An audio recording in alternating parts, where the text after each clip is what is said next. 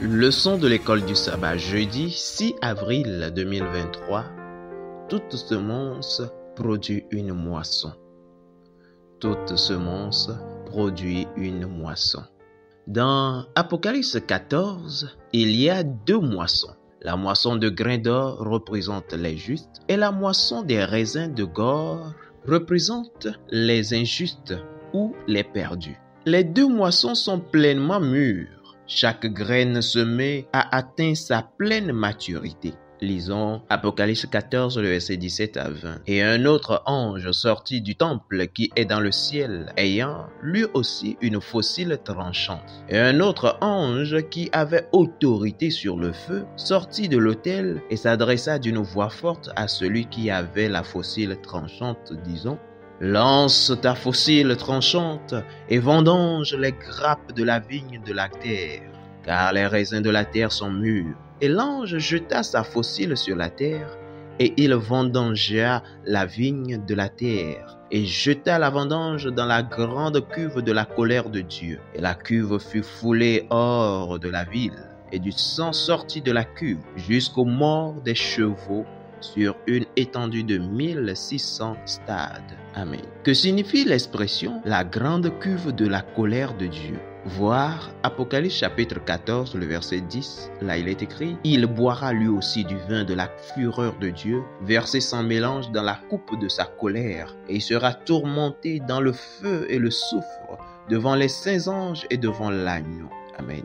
Apocalypse 15, le verset 1, là il est écrit « Puis je vis dans le ciel un autre signe, grand et admirable, 7 anges qui tenaient 7 fléaux, les derniers, car par eux s'accomplit la colère de Dieu. » Apocalypse 16, le verset 1, là il est écrit « Et j'entendis une voix forte qui venait du temple, et qui disait aux 7 anges, allez et versez sur la terre les 7 coupes de la colère de Dieu. » Amen.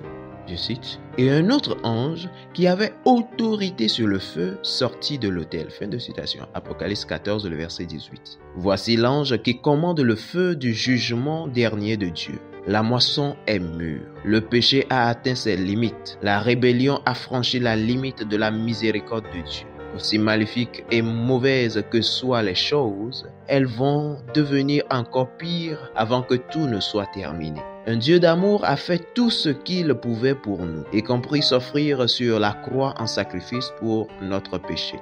Je cite, « Celui qui n'a point connu le péché, il a fait devenir péché pour nous, afin que nous devenions en lui justice de Dieu. » Fin de citation. 2 Corinthiens 5, le verset 21. Voir aussi Galates chapitre 3, le verset 13, où il est écrit « Christ nous a rachetés de la malédiction de la loi, étant devenu malédiction pour nous, car il est écrit « Maudit est quiconque est pendu au bois. » Amen. Que pouvait faire Dieu au-delà de cette croix? Il n'y a rien de plus que la grâce puisse faire pour racheter ceux qui ont rejeté le Saint-Esprit à plusieurs reprises.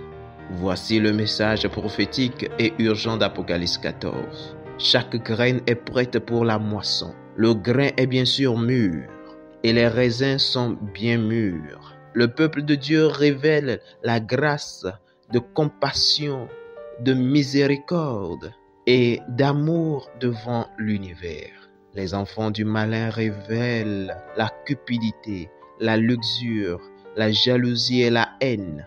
Le caractère de Jésus est révélé dans un groupe et le caractère de Satan dans l'autre. L'univers verra chez le peuple de Dieu une révélation de la justice dont, peut-être, aucune génération avant elle n'a jamais été témoin. En contraste avec la justice de Christ révélée en son peuple, l'univers verra les résultats complets de la rébellion contre Dieu. La méchanceté, le mal, le péché et l'anarchie seront pleinement exposés devant les hommes et les anges.